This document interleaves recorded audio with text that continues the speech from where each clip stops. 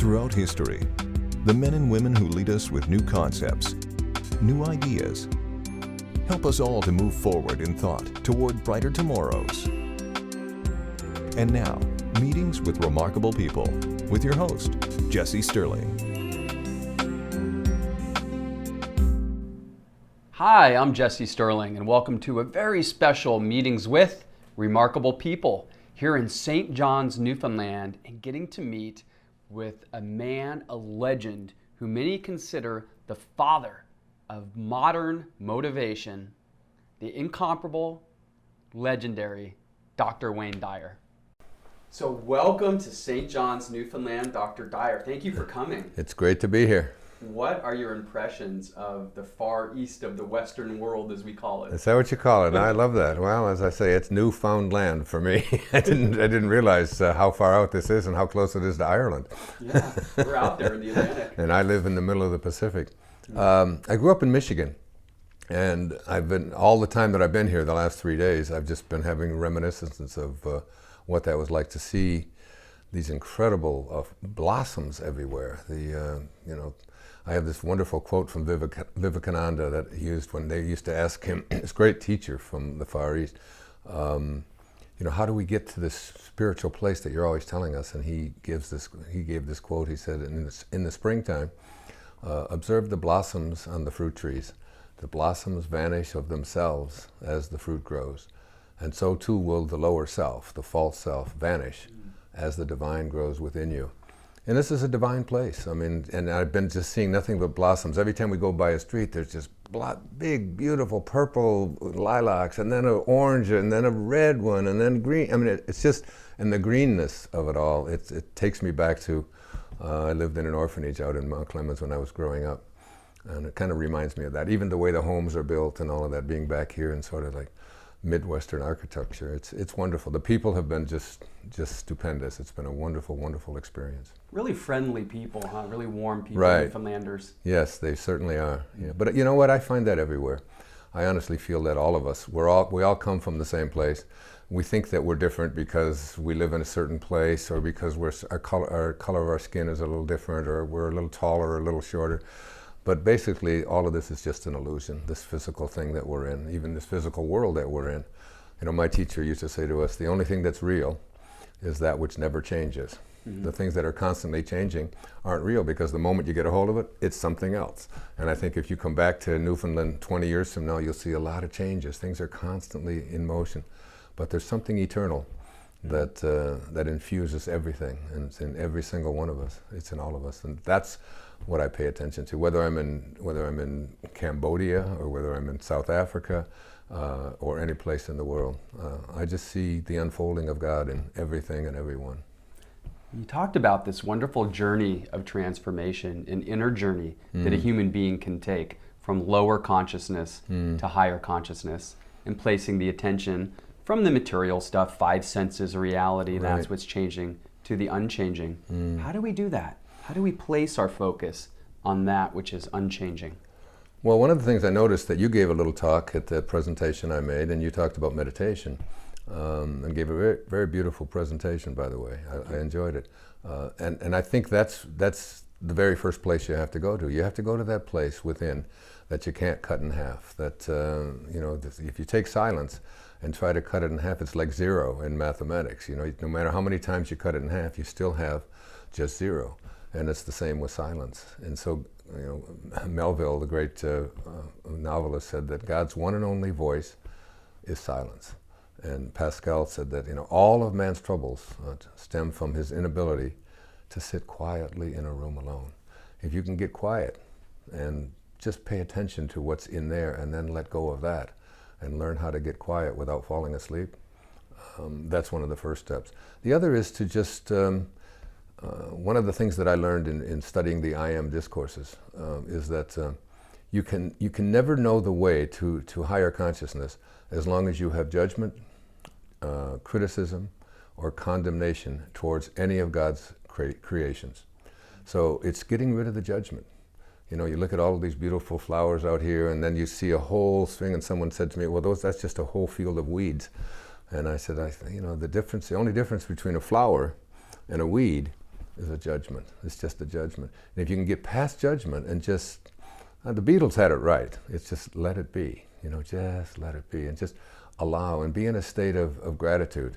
I just went for a swim at your Y over here and came back and got into the shower, and it was a nice warm shower running over, washing and I constantly remind myself to stay in a state of gratitude just for the shower, and it was all misty and kind of cool out there, and just to appreciate the mist. And when you're in the swimming pool, to just appreciate your body being able to move through the water, and to stay in that state of gratitude and appreciation for everything, whoever you encounter, even the things that you think shouldn't be coming your way.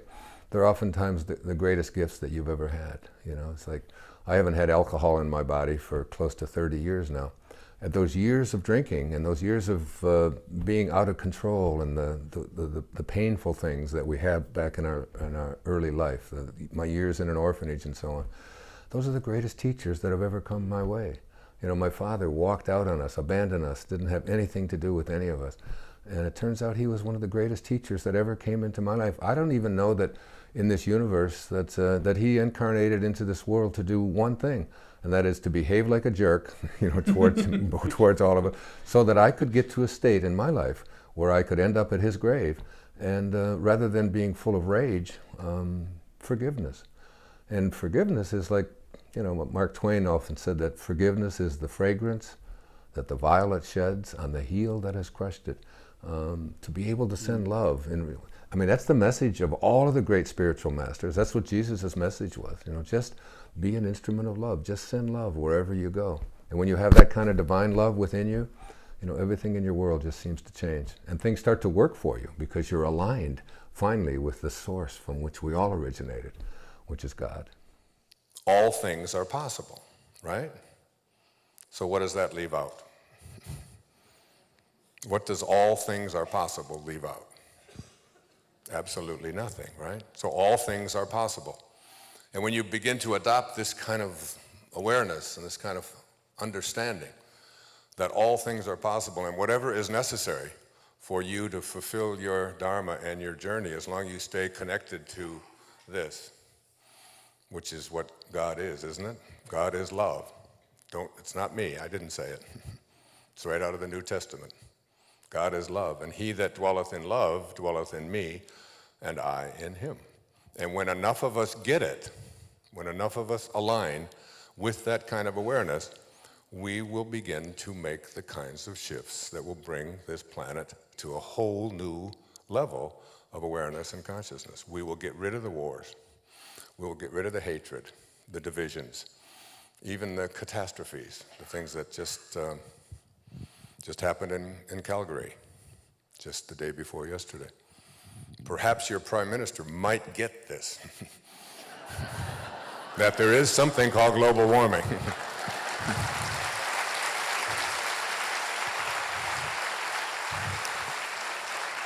And when we recognize that everything is in balance in the universe, and it all comes from consciousness, and consciousness is located in all of us. And when we are out of balance, we project that kind of energy outward. Time for a break. More with Dr. Wayne Dyer right after this.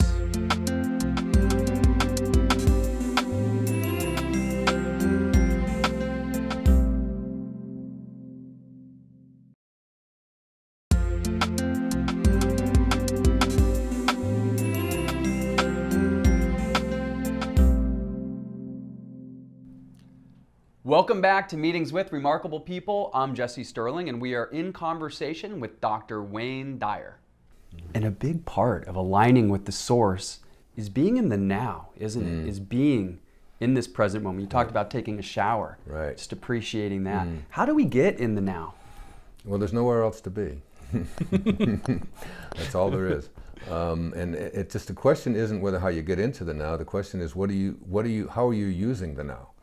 If you're in the now and you're thinking about all the things that shouldn't have happened and how sad you are and how guilty you feel because of all the stuff that's back here in your past, then you're using up your now to be filled with things that are going to immobilize you and keep you from enjoying the now. And if your now is consumed with everything that's going to happen, with the future and all this stuff, and whether it's going to work out or whether, the fact is that that will work out also in the now. So that the now is the only thing that you've ever experienced in your life. Everything you've ever done in your entire life didn't happen in the past. It happened in the now, in the present moment. And everything that you're going to ever experience in your life isn't going to happen in the future. It's going to happen in the now. And at a higher state of consciousness, you'll find that you live completely and fully in embracing the now. And so the question isn't, as I say, it's like how I get there and do I appreciate it. The question is, I'm in the now right now, how do I use it? And if you stay in just a state of gratitude and appreciation and joy and have only love to give away, then that's what your life will be.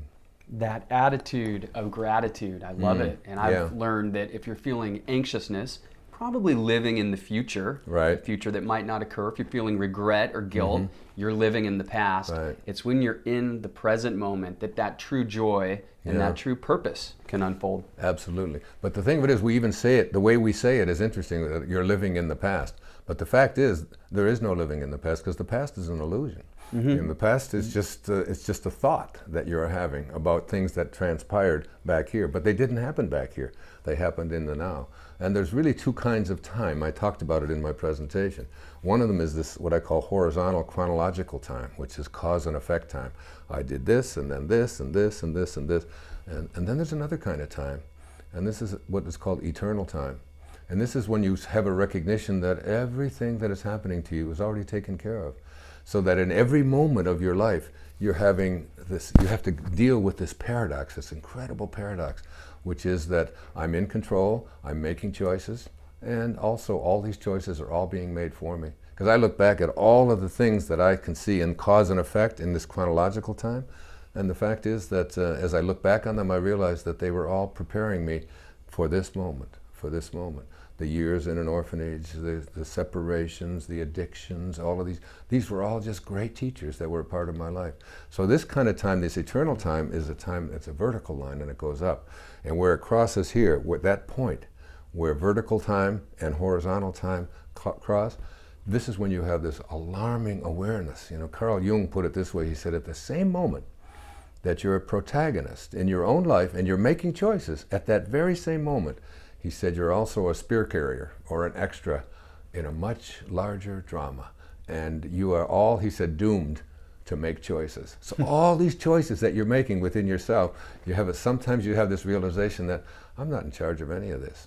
Just like you're not in charge of what's happening to your body.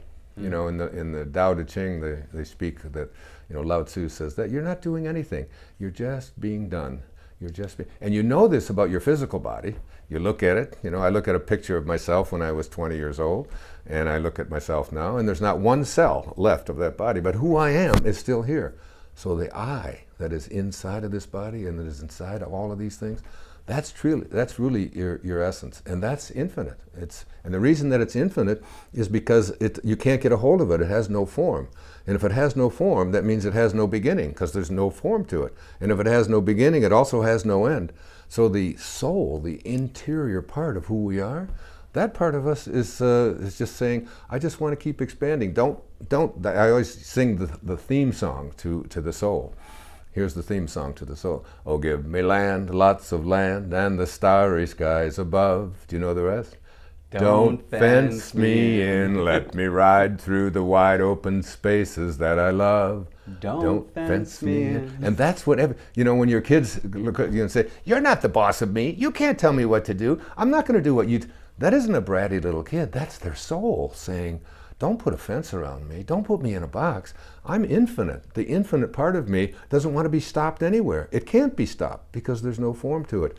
It just wants to grow, it just wants to expand. And that's what our interiority wants, to expand and to grow. The essence of our divine nature is freedom, isn't it? Absolutely. We crave freedom that's a good word and love for it. beyond everything else. Absolutely, yeah. How do people find out more about your teachings? You've authored over 40 books in your career. You've touched so many people. How do people continue their studies?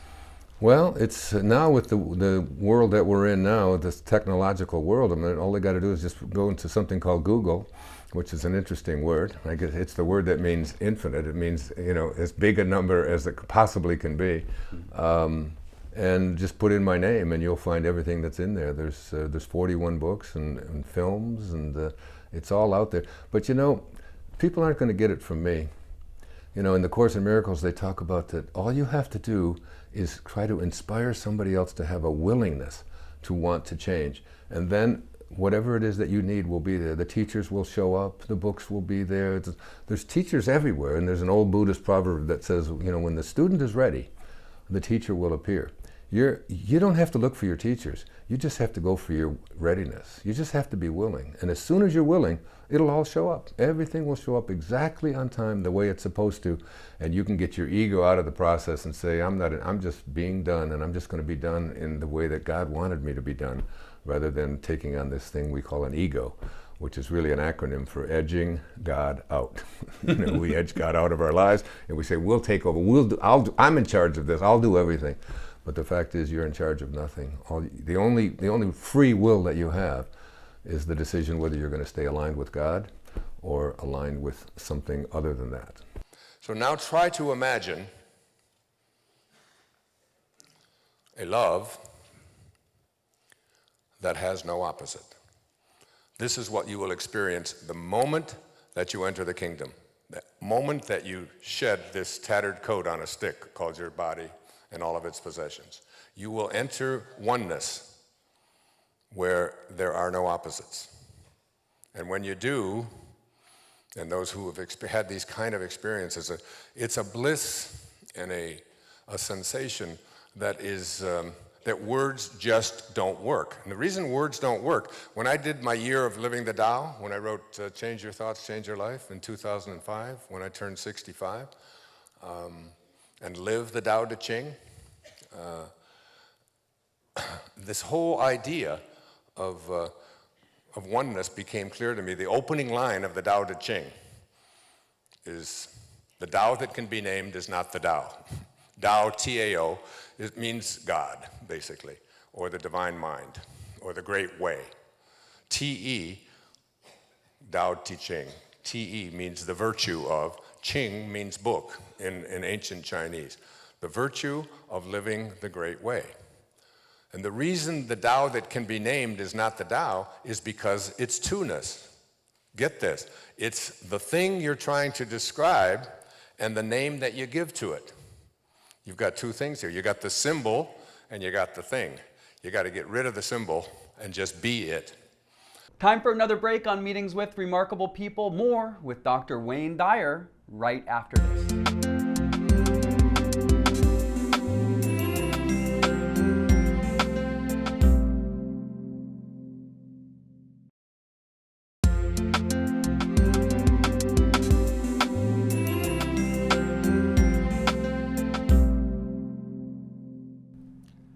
Welcome back to Meetings with Remarkable People. I'm Jesse Stirling, and we are in conversation with Dr. Wayne Dyer.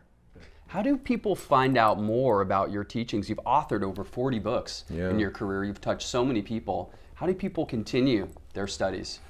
Well, it's now with the world that we're in now, this technological world, all they got to do is just go into something called Google, which is an interesting word. I guess it's the word that means infinite. It means, as big a number as it possibly can be. And just put in my name and you'll find everything that's in there. There's 41 books and films, and it's all out there. But people aren't going to get it from me.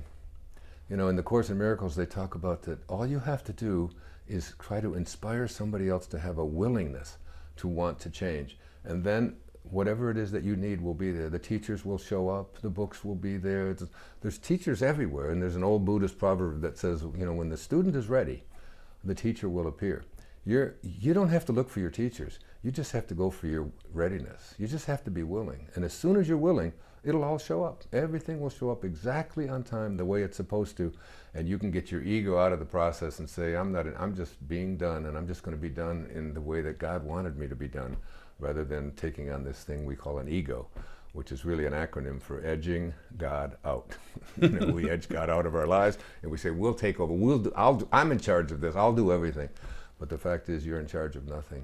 The only free will that you have is the decision whether you're going to stay aligned with God or aligned with something other than that.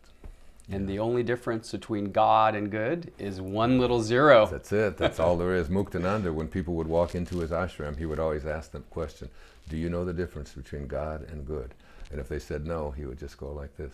There is no difference. What makes you feel good? If you called my cell phone and got my cell phone message, it would say, this is Wayne Dyer that you've reached, and I want to feel good.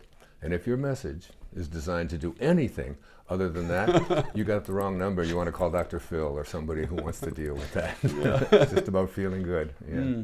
Well, we're almost out of time here. Final thoughts for our viewers. You're such a master of synthesizing information from all different walks of life, religious traditions. What's the takeaway at the end of the day? The takeaway is from Pierre Teilhard of Chardin. He was a Catholic priest who was excommunicated from his church back in 1917 or 1918 because of his outrageous ideas about God as something that's within us, not something outside of us. And he said something very powerful. I've used it many times. He said, all of us are here. We're not human beings here having a spiritual experience. It's the other way around.